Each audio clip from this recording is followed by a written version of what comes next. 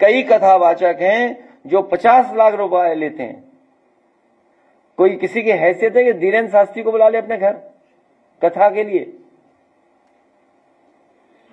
कोई under table लेगा वो बाबा पैसे? आप पता करवा लीजिए, अंडर टेबल नहीं लेते हैं वो धीरेन्द्र शास्त्री। क्या कथा वाचने की पता कितनी कीमत होगी उनकी, फ्री थोड़े नहीं।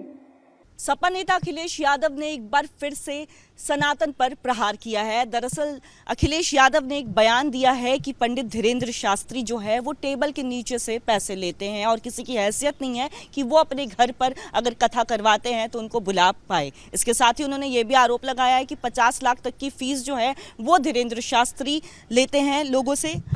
आपका इसमें क्या कहना है महाराज जी? क्योंकि देखिए एक बहुत बड़ा आरोप भी ये लगा रहे हैं कि इस तरह से कि 50 लाख रुपए लेते हैं, अंडर टेबल पैसे लेते हैं। ये भी एक बहुत बड़ा बयान उन्होंने दिया है। हमारे छोटे भाई धीरेन्द्र शास्त्री जी, मैं उन्हें बड़े करीब से जानता हूँ। मैं स्वयं भी छतरपुर खुजराहो से हूँ और पिछली बार भी ऐसे अनाप शनाप बयान उनके बारे में आए हैं। महाराज जी कभी किसी से कुछ नहीं लेते, स्वयं की इच्छा से कोई लेके भी जाता है, उनके दान पात्र में डालता है।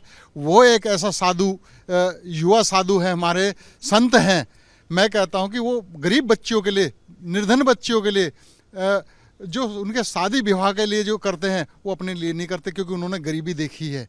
आज इस सनातन पे हर कोई व्यक्ति जो भी देखता है राह चलता वही कान मरोड़ देता है। आज ये लोग मुल्ला मौलवियों से पूछे, उनकी सैलरी के बारे में पूछे, वो नहीं पूछ सकते। ये वही लोग हैं जिन्होंने हमारे साधु संतों पर, मैं वाल्मीकि अखाड़ा परिषद से महंत हूँ, कि मेरे राम मंदिर पर सवाल उठाने वाले ये वही दुराचारी लोग हैं। ये वही लोग हैं जिन्होंने अयोध्या में साधुओं पे खुलेआम गोलियां चलवाई थी। बेगुनाह साधु संतों का लहू बहाने वाले लोग आज साधु संतों पे, उनके सैलरियों पे उस तरह की बातें उठाते हैं, अनाप शनाप बातें उठाते हैं, उनके लेन देन की बातें करते हैं। धीरेन्द्र शास्त्री जी कभी नहीं लेते पैसा। और जो लोग अपनी श्रद्धा से जो उनके जो वो लगा देते हैं कथा के लिए, व्यवस्था करते हैं, व्यवस्था जरूर करते हैं। व्यवस्था जो है वो अपनी श्रद्धा से की जाती है। इसके साथ ही ये भी सवाल उठ रहे हैं कि ये सवाल जो उन्होंने धीरेन्द्र शास्त्री से पूछा, उनके सपोर्टर से पूछा, लेकिन कभी भी उनकी आवाज़ जो है वो जो मुस्लिम धर्मगुरु है या मौलाना है उनके लिए नहीं उठती है, उनके पे कुछ भी नहीं कहते हैं, लेकिन हमेशा सनातन पर प्रहार ज़रूर करते हुए नजर आते हैं। देखिए, मौलाना पे जो टोपी लोग हैं ये एक्चुअली में अंदर से ये टोपी लोग ही हैं। तो क्या होता है कि भावनात्मक रूप से भी जुड़े हुए हैं और कल्चरल रूप से बस वेशभूषा नहीं पहनते क्योंकि राजनीतिक मजबूरियां हैं। अदरवाइज सनातन इतना सॉफ्ट धर्म है कि उस पर कोई भी कर सकता है, कोई भी प्रहार कर देता है। चाहे अखिलेश यादव की तो पर्सनल बात है, पूरी कांग्रेस पार्टी जो शुरुआती से आप जड़ से देखोगे तो ये एक मुस्लिम प्रकरण नहीं है। बस ये जालीदार टोपी नहीं पहनते।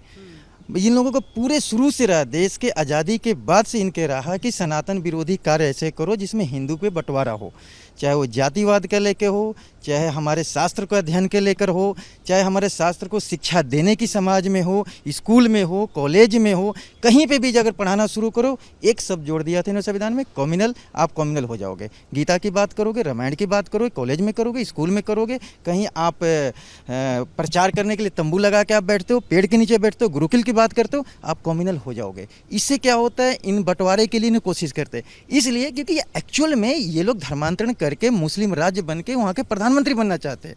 ऐसे हमारे देश में राजनीतिक दल हैं जिनकी मंशा है कि हम बने, तो वो अचानक से नहीं, वो हमेशा कोई भी अगर बड़ा सा आध्यात्मिक गुरु हो, हमारे संस्कृति में देखोगे इन लोगों ने हर आध्यात्मिक गुरु को इनके पार्टियों ने टिप्पणी किया है, विरोध किया है। अखिलेश यादव ने धीरेन्द्र शास्त्री, पंडित धीरेन्द्र शास्त्री पर ये टिप्पणी किया। उन्होंने कहा है कि अंडर टेबल पैसे लेते हैं, 50-50 लाख रुपए उनके फीस है, ये उन्होंने कहा है। तो सवाल ये उठ रहा है कि क्या कभी मुस्लिम धर्मगुरु के फीस पर उन्होंने सवाल नहीं किया, लेकिन हिंदू धर्मगुरु पर तुरंत सवाल करने लगते हैं। देखो जी, मेरा नाम ईश्वर है, मैं स्वयं बजरंगबली का भक्त हूँ।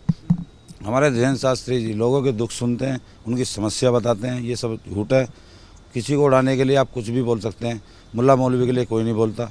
हमारा हिंदू राष्ट्र है, हिंदू राष्ट्र रहेगा। उन्होंने लोगों का दुख सुन के उनको उसका निवारण बताया है, प्लस गरीब बेटियों का हमेशा उन्होंने साथ दिया है। उन्होंने अपने लिए हमेशा कुछ नहीं किया है। वो जो करते हैं समाज के लिए करते हैं, हिंदू राष्ट्र के लिए करते हैं। जय हिंद, जय भारत। इसके साथ ही ये भी सवाल उठ रहा है कि जब से ही इटावा वाला जो कथावाचक एक विवाद उत्पन्न हुआ है, उसके बाद एक राजनीति जो है वो साफ तौर पर देखने को मिल रही है। अखिलेश यादव ने अपने घर पर भी उन कथावाचक को बुलाया, सम्मान किया। उसके बाद देखिए एक सवाल ये उठ रहा है कि इस पर भी वो राजनीति क्यों कर रहे हैं? आखिर क्या बांट रहे हैं, क्या यादव वत्स ब्राह्मण कर रहे हैं?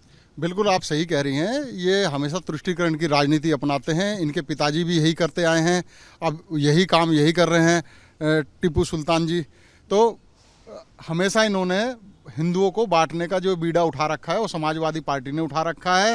हिंदू मुस्लिम की राजनीति करते हैं। आज इन्होंने क्या किया है मुसलमानों के लिए? कुछ नहीं, हमेशा उन्हें वोट बैंक माना है और उसी तरीके से इन्होंने नफरत की राजनीति पैदा की है इस देश में। इसके अलावा कुछ नहीं। अभी हमारा प्रयागराज में जो कुंभ चल रहा था उसमें भी इन्होंने माँ गंगा मैया के निर्मल जल को लेकर के ऐसी बात कही और फिर खुद ही स्वयं डुबकी लगा करके आ रहे हैं। तो इनका कोई दीन ईमान नहीं है। ये हमेशा सनातन पे उंगलियां उठाते रहते हैं, उसको टारगेट करते रहते हैं। साफ तौर पर लोगों का कहना है कि पंडित धीरेन्द्र शास्त्री पर जो अखिलेश यादव की तरफ से टिप्पणी की गई है ये सभी एक राजनीति से प्रेरित है और सनातन काफी सॉफ्ट कॉर्नर है, इसीलिए जो है सॉफ्ट टारगेट मान करके सनातन पर हमेशा प्रहार किया जाता है। विजय नारुदेश्वर के साथ कोमल बहल, रिपब्लिक भारत।